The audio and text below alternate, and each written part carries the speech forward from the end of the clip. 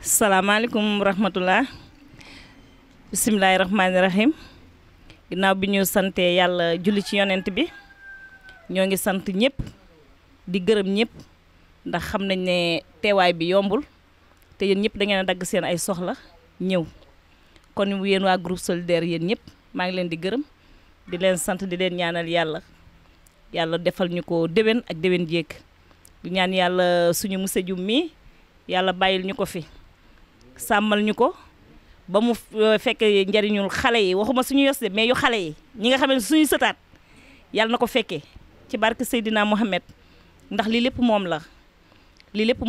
ndax suñu yoroon yor bu ñaaw kon duñu xalaat toog bay dajewaat kon suñu demee ba nga xamante ne presque fanweeri at ak lu topp ñuy soogay nekk naan dañuy gisewaat kon lépp moom la monsieur Dioum ñu ngi lay ñaanal gudd fan di la ñaanal wér di ñaan yàlla na la fi yàlla bàyyi bañ lay wér ak wéri barke Seydina Mohamed sama gars yi ginnaaw ba ma leen nuyoo ba pare maa ngi leen di ñaanal yéen ñëpp kenn ku ci nekk maa ngi lay nuyu ci sa tur ak sa sant di joxe tamit ñi nga xamante ne ñoom ñoo fi nekkul seen xel yëpp ñu ngi fi ñoom ñëpp bëggoon nañoo ñëw mais kenn ku ci nekk sa xol a ngi fi sa xel a ngi fi waaye empêchement yee tax ku ci mel ni ñi nga xam ne mooy ay Abdou Khady Mbaye ay Chérif Seck ñooñu nga xamante ne ñoom dañ leen a war muy borom tën yi seen xol ñëw na seen xel ñëw na seen xalaat ñëw na mais ñi ngi jéggalu rek te xam ne dañoo moomul seen bopp wax ji nag du mën a bari ndax xam ngeen damaa mënta wax moo tax damay jéggalu rek ma jox Céline ba xam ndax mu góorgóorlu ci. famille solidaire maa ngi leen nuyu yéen ñëpp ku ci nekk turam ak santam di xanaa kay li may wax si du bëri presque mën naa ne Fatou Diagne wax na lépp. di ñaan monsieur Dioum mi nga xam ne mooy suñu kilifa mooy suñu jëwrin tey li ñu def ni teew bi yëpp lépp moom la comme li Fatou Diagne wax bu ñu yoroon yor bu tegg ndugg duñ toog fii ñun ñëpp dafa naa waaye daf ñoo yor bu rafet yor ñu sëm dëna mës ta dóor kenn amul kenn ku toog fi ne monsieur Dioum mës na maa dóor lu ñu bëgg la bëgg lu ñu soxla la soxla ñu nekk ay tuut tànk nag sob lool nekk ci classe lu ne def nañ ko mais monsieur Dioum daf ñu doon accepté di ko ñaanal gudd fan rek ak wér gi yaram di ko ñaanal moom moo xam lu mu bëgg yàlla na ko yàlla defal teewaay bii nag moom ñun ñëpp dañ ci kontaan wax dëgg yàlla mu nekk teewaay boo xam ne nag moom yàlla na gën a sax ñun ñëpp ñu toog ba suñu sëti di teewaat ñoom tam comme nii di leen nuyu nag yéen ñëpp nag di gërëm itam sama jëkkër jenga ne mënu ma koo fay ndax mënoon naa ne dama fii rek mënu ma déedéet waaye dafa ko dafa ànd ci li ma bëgg jàppale ma ci lépp lu ma bëgg mu ngi ci di ko ñaanal moom tam mu am gudd fan ak wér gu yaram di ko ñaanal li nga xam ne moom moo xam lu mu bëgg yàlla na ko yàlla defal seetaanu ma ci dara lu ma bëgg rek mu ngi ci vraiment kontaan nañ ñu ne wax ji nag presque Fatou Diagne wax na ko. xanaa di remercier rek yéen ñëpp ci seen teewaay c'est vrai que ité yi bëri nañ mais journée bi da ngeen ko def seen ité parce que nag c'est une journée historique soo xoolee 2000 comment dirais-je 82 83 ba léegi gisewuñ donc ça fait 39 ans presque 40 ans yàlla def ñu dem ba gisee de façon virtuelle à travers les réseaux sociaux comme WhatsApp pendant 2 ans léegi il fallait initier vraiment rencontre bi pour ñu gisee de façon physique parce que tey su ma demoon ba tase ak Mbaye Sène mi wala keneen mën naa ko ñàkk a xame saytaane mën na dugg suñu diggante sax ba am lu xew loo xamante ne suñ demee ba gindee ko ku nekk dina sëgg il fallait donc journée bu mel nii ñu am ko donc ma leen di remercier yéen ñëpp ci seen teewaay. soxla yi bëri nañ am na ñoo xam ne seen xol a ngi fii seen xel a ngi fii mais xëj na soxla moo leen jàpp boo mënuñ ñëw fii am na ñoo xam ne sax ñu ngi ci yoon wi egsee guñ alors monsieur Dioum damay waxaat rek ci li Fatou Diagne wax au nom de la famille solidaire li Céline wax man daal ci gàttal daal bàyyi naa nag yàlla yaa xam li nga bëgg ci sa xol yàlla na la ko yàlla defal parce que lépp lu ñu wax ci yow lu baax toujours day des lii yaa ko sabab yaa ko waral am na noo xam ne biñ nekk ay tout tànk soo ñu téye woon noonu bon li yëpp du am tey mais dañ ñu téye kilifa def ñu comme say doom tette ñu ba ñu toll fii doon ay muskalaf donc ñu ngi lay gërëm di la sant ci sa kanamu xarit bi nga àndal donc lii moom dafa doon loo xam ne monsieur Dioum yombul nit jàngale na boo retraité te amu ko donc lii su amee tey ñu sant yàlla man nag sama olof dafa setul tellement yem naa foofu daal voilà jërë ngeen jëf. Je pensais que c'est moi qu'on allait trouver mais bon, merci beaucoup. Bon maa ngi leen di nuyu di leen gërëm di leen sant di nuyu le maître de séance di ko gërëm di ko sant moom ak soxnaam ni mu leen dalale ñu ko ñun rafet na teraanga bi bëri na ceeb bi bëri na neex na dama kontaan nag di jël parole ci ndaje bu mel nii pour plusieurs raisons dont la fondamentale c'est ça concerne mon ami mon frère Beydi Dioum mon ami de 65 ans 65 ans ci li ma fàttaliku ñu ngi ànd parce que moi j'ai 69 ans je l'ai connu quand j'avais 4 ans ci turu suñu jarbaat Mbisaan jarbaat bu jege nijaayam xam nga am na communauté yoo xam ne moom jarbaat li mu fa tekki dafa rëy nous sommes dans le Mbayar donc xam nga lu jarbaat tekki de temps que yaayam moom rek la famille yu béy di am ci jigéen loolu dafa am signification bu baree bari ñu sori lool ci béy di bëgg ko lool fonk ko lool su ma diggante ak béy di mbokk la xarit la mbokk la parce que ñun ci nit ñu yaree parce que su ma nee 65 ans ngeen war a xalaat mag ñi ñu yar ban âge lañ naroon am tey suñ doon dund kon nit ñu yare war ngeen njort ne yaru cosaan la amuñu woon frontière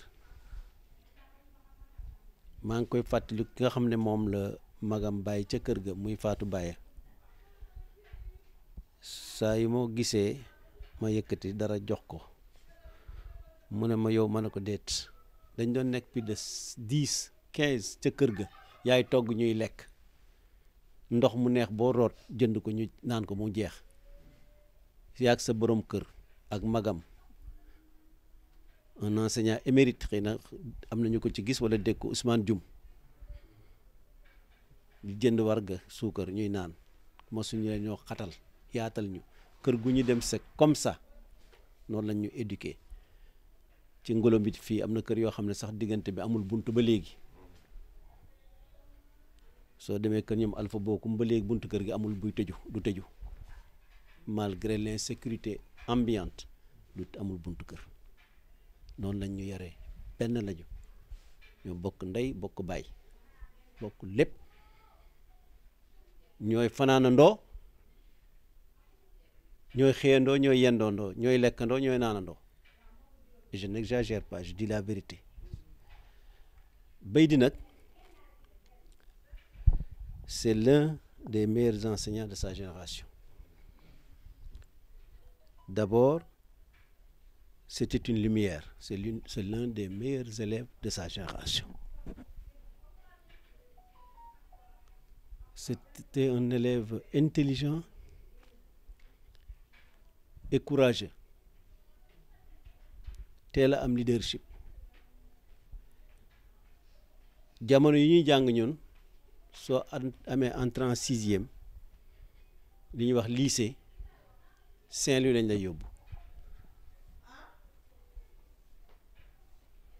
des élèves comme Beydi Dioum intelligents, les meilleurs au Sénégal ñoom lañ doon yóbbu Ndar. Je peux vous citer professeur Ablaye Mbaye qui est fi jóge sànq di suñu xarit, qui est professeur d'université aux États-Unis. Je peux vous citer peut-être ku ngeen xam El Hadj Ndiaye Jojo, qui est très bien connu à Diourbel. Et d'autres, hein, xëy na xamul leneen ñoom Saint-Louis lañ leen doon yóbbu. Mais vous savez que à l'époque c'était pas ça. Tu débarquais dans une ville, tu n'avais pas de parents, la pauvreté avait commencé déjà à gagner du terrain, donc la prise en charge était difficile, voire impossible. Donc ils ont étudié dans des conditions extrêmement difficiles. Et pourtant ils étaient les meilleurs au lycée fédéral, au lycée Charles de Gaulle. Baïdi, pour ne citer que lui, parce qu'il y en a d'autres aussi qui ont fait comme lui, il a préféré arrêter ses études à Saint-Louis pour venir à Diourbel. Parce que dafa bëggoon jàng, dafa mënoon jàng, mais ils étaient dans des conditions telles que performance yi ñu waroon a am mun ko am duñ ko am. Je peux citer Aliou Dème, d'autres, hein. Il est venu ici au collège de Diourbel, alors que dañ doon titre pour dem lycée. Il était parmi les meilleurs. Il ne pouvait pas avoir 2 en mathématiques. Il l'a dit tout à l'heure. Et pourtant, il était premier du collège ou deuxième. Il était, je pense, deuxième au centre de BFM, ba nga xam ne région bi yëpp fi la ñuy defee BFM. dama leen jox ay indicateurs pour nga xam ban maître ngeen am. bu ñu jógee foofu ñu def brevet mu ñëw def école normale Mbour, c'était la crème. École normale Mbour mu dem école normale Mbour parmi les meilleurs normaliens mu ñëw génn enseignant émérite. Il poursuit ses études pour aller plus loin. C'est pas étonnant qu'il soit devenu docteur et professeur d'université. Écrivain, vous savez déjà ce qu'il a publié. Le 16 prochain, il va publier un autre ouvrage. Mais ça, c'est le côté intellect de l'homme. Mais sa dimension sociale, il faut qu'on ait ça. Vous savez que c'est un homme très ouvert. Intelligence et ouverture ñoo ànd. On ne peut pas être intelligent et étroit à la fois. Homme ouvert, plein de leadership, qui a su coacher ses camarades, ses pairs, ensuite ses élèves. C'est-à-dire que c'est un enseignant qui a donné son cœur aux élèves. Et on ne peut pas être un bon enseignant si on ne donne pas son cœur aux enfants. C'est un grand pédagogue. D'abord, le savoir savant am na ko, maîtrise la langue française, c'est un puriste en la matière, parle bien le français, il l'écrit tout aussi bien. Et là, évidemment, il le doit à un environnement lettré, propice. Je vous ai parlé de son grand frère, Feu Ousmane Dioum. Très belle plume. Éloquent, pertinent. Loolu ci keppaaru kooku la màggee mu jël ci moom lu bari. C'est lui qui organisait les cours de vacances pour nous. C'est lui qui organisait les compétitions entre nous. C'est lui qui nous a guidés, qui nous a inculqué la culture de l'excellence. Je sais de quoi je parle. Moi, j'étais un élève très paresseux. Je me contentais de la moyenne. Mais qui m'a dit ci man ak un autre ami, Cheikh Sall. Ñu ne ma tu peux aller plus loin que ça. Donc déjà,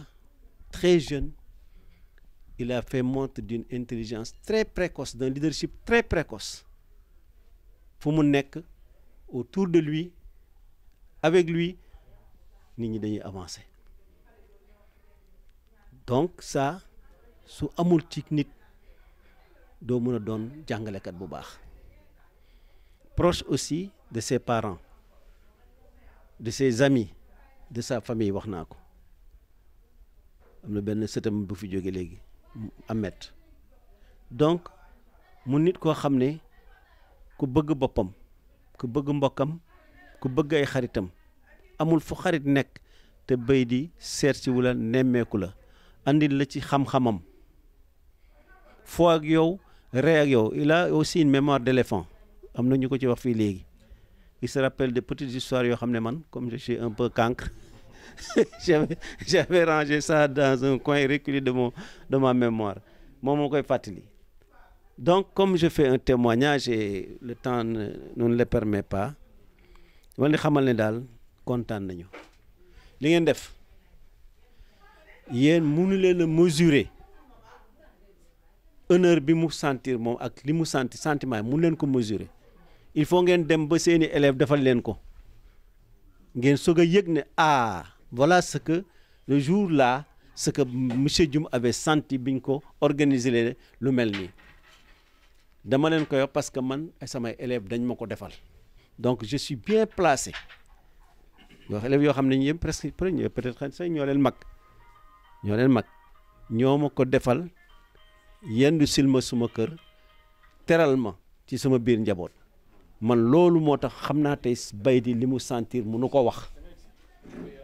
mais daal honoré ngeen famille am yëpp honoré ngeen ay xaritam yëpp honoré ngeen jàngalekat yëpp parce que jàngalekat boo defal dara lu doon li tarfatal ay ci lu baax toute la famille des enseignants nga ko defal ñi ciy jàngale yal na leen yàlla fay njukkal leen lu demee nii lii moo dàq àllarba lii moo dàq xaalis parce que lii ça réveille des souvenirs élève dafa jege maître maître dafa jege élève am da lay ñeewantal fu ngeen munti nekk su ngeen doon am 100 ans tamit élève ngay doon mu doon maître xolam dafay toujours dafay sot su gisee élève am élève bi tamit fuy gisee maître mooy tiitaram kii suma maître loolu doy na tiitar kii suma élève la woon kii suma maître la woon kii il est colonel kii il est député kii il est nangam donc sens acte bi ngeen def geste bi ngeen def vraiment mesuré nañ ko kontaan nañ ci yàlla na leen yàlla fay yiw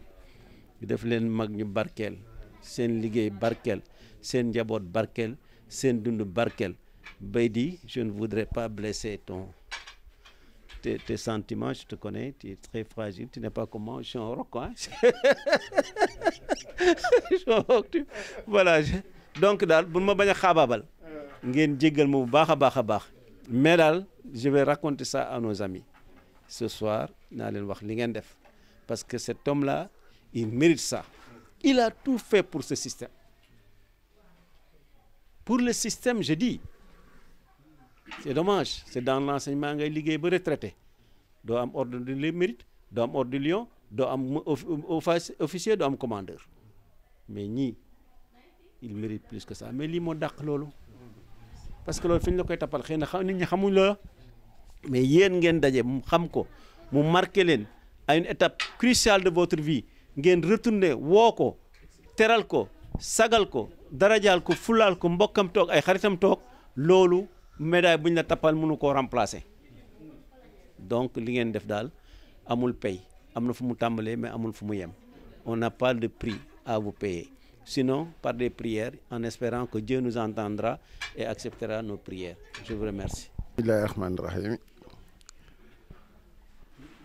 maa ngi julli ci sant suñu borom julli ci yonent bu tedd bi suñu sang sant samay waajur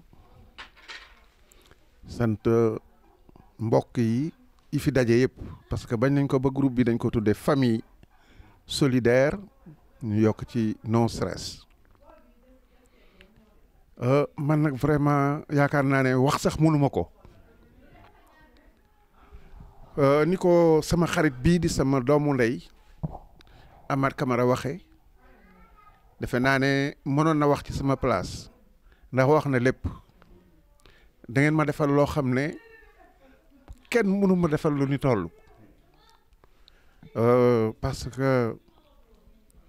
bi ngeen yeewoo benn bés ne ma ñun ñi nga jàngaloon en 1983 dañoo daje autour de ta personne mais bés boobu defe naa ne muy man muy ci yéen rongoñ tuuru na ci parce que lu rafet la loo xam ne itam dama koy jël di ko séddale non seulement sama mbokku jàngalekat yi ma bokkaloon école Kër Cheikh yëpp di ñi nga xam ne yàlla def na ñu jiitu ñu leen di ñaanal yàlla teeru leen ci àjjana ñi nga xam ne ñu ngi fi ba tey itam ñu leen di bokk ak ñoom sagal bii ngeen ñu sagal tey sagal bii da ngeen koy sagal képp kuy jàngalekat te da ngeen wane yoon aussi parce que am na ay jàngalekat ci yéen wan yoon ne jàngalekat war na xam ne xale day fàttaliku xëy na yaakaar naa ne su fekkoonte ne bés bi dama ko sóoraale woon defe naa dina am yu bëri yu mu jubbanti ci man ba nga xam ne lii sax defe naa ne en tant que écrivain en herbe mënuma koo ñàkk consigner dans les annales de l'histoire parce que lu sori la ci man lu ngeen def la loo xam ne lii et puis du rek reconnaissance bi du rek nemmeeku bi waaye lépp loo xam ne mën ngeen ko ci lu baax yéen a ngi koy def individuellement et collectivement kon nag sama xol dafa tooy mënuma sori ci wax bi dama bëgg a jox sama jarbaat Mbisaan mu wax ci parce que daal defal ngeen ma loo xam ne doom mënuma ko defal. ku mbooloo mi ñoo ngi leen di sant ku fi teew góor ak jigéen mag ak ndaw cant goo xam ne gi am na fu mu tàmbalee waaye amul fu mu yem moom du ma wax ci moom ci sama nijaay Amath Camara mais laay wax xam ne c'est son ami d'enfance ils ont grandi ensemble waaw moom xamu leen ko peut-être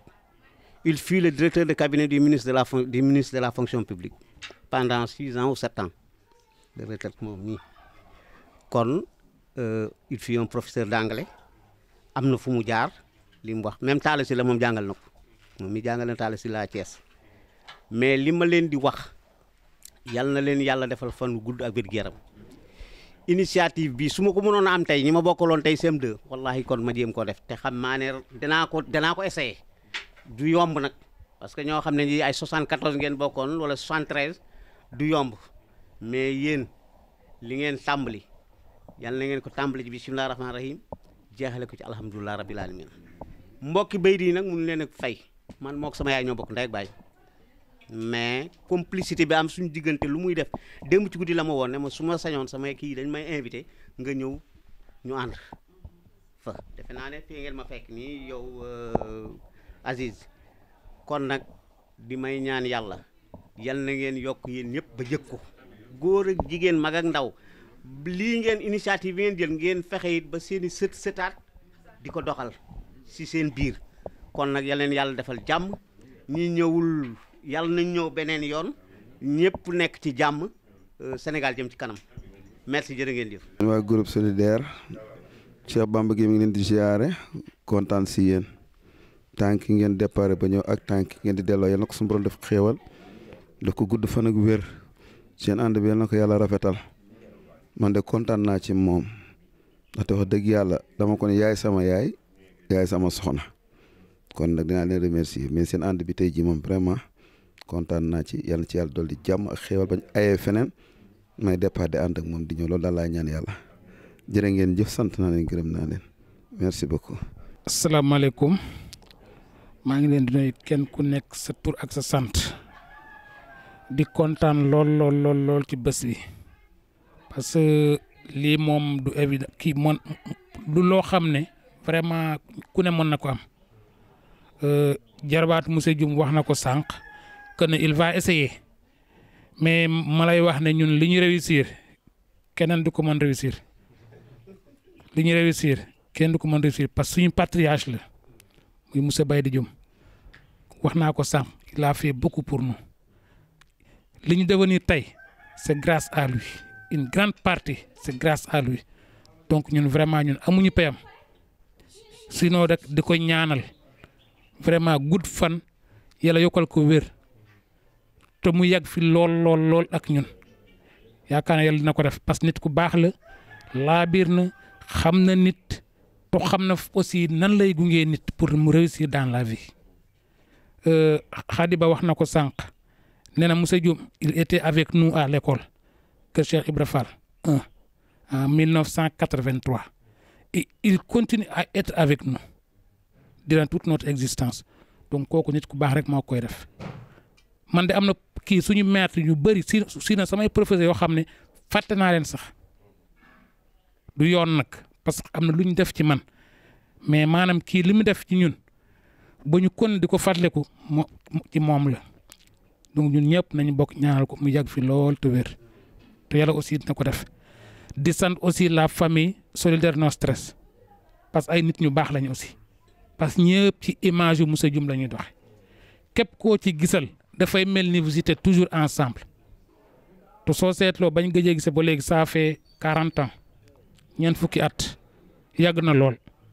bi ñu gisantee tey koo ci gis ak sa xol dafay tooy nga kontaan et cetera accueil bi ñu accueil nañ ci néeg bi rek vraiment beneen affaire la donc vraiment may sant ñëpp di gërëm ñëpp man moom franchement man je suis ému dama kontaan naa trop di ñaan ci ñaan nag ñëpp ñaan lii nii ñu essayer ko pérenniser même fekkoo mën nañ ko def chaque année ñu seet nit ku aaye ñun ñëpp ñu mobiliser wu dem fa dina doon lu rafet aussi di sant aussi vraiment ñi nga xam ne bëggoon nañ ñëw te vraiment mënuñu ñëw parce que xëy na seen sant mayu leen ko wala ki seen situation géographique aussi mayu leen ko muy ñi nekk bitim réew waa diaspora et cetera ñu ngi leen di sant de passage di leen remercier di xam ne seen xel a ngi fi mais la prochaine fois aussi duñu leen baal nañu dagg billet ñu ñëw immortaliser vraiment lii nii parce que lii nii suñu demoon boo gagné benn pari maanaam ñëpp ñi nga xam ne ñu ngi ci groupe bi benn jour ñu ñëpp ñu rencontré wu non ça sera formidable te yaakaar naa lu teewul yàlla aussi quoi donc ñun ñëpp nañu œuvrer ci loolu jéem ko vraiment que ñaan pour mu am daal vraiment may sant ñëpp di gërëm ñëpp di jéglu aussi vraiment ci kaddu yi je vous remercie. asalaamaaleykum maa ngi nuyu ñëpp daanaka ñëpp wax nañu li ñu wax daal si laay dellu rek di dellu di sant suñu monsieur bii di monsieur Dioum macha allah comme ni ñu ko waxee rek am na suivi si ñun man jàngal na ma CM2 yore ma première comme prof français comme nu ko sama tonton bee waxee monsieur Dioum si boppam c'est un vrai pédagogue. ubbi na école à Dakar actuellement aussi mi ngi continuer di former ay élèves ndax mi ngi yore école à Mbacké xam nga loolu kooku moom dafa bëgg élèves si boppam yàlla na ko yàlla fay gudd fan wér gu yaram suñu groupe bi aussi macha allah yàlla nañ si yàlla may ñun ñëpp gudd fan ñu toog ba di ko wan suñuy sët ak sëtaat ñi nga xam ne ñu ngi Europe ñu ngi leen di nuyu de passage di ñu si am kii tamit yàlla nañ am wér gu yaram di nuyu ñëpp ñu amul jëkkër aussi ça fait l'occasion borom góoru benn jabar wut leen jël leen si ñu amul jëkkër yi c'est la famille waaw ok maa ngi nuyu ñëpp di nuyu famille monsieur Dioum aussi madame Dioum macha allah man moo ma jox numéro monsieur Dioum ba ma bokk si groupe bi man madame Dioum laa gis tasel dem boutique am après moo ma jox numéro monsieur Dioum ma wax ak monsieur Dioum mu ne ma groupe bi formé na am na groupe léegi nag mu dugal ma si groupe bi comme c'est lu ñëpp wax daal yàlla nañu yàlla may gudd fa lafal ñu cat ok merci beaucoup.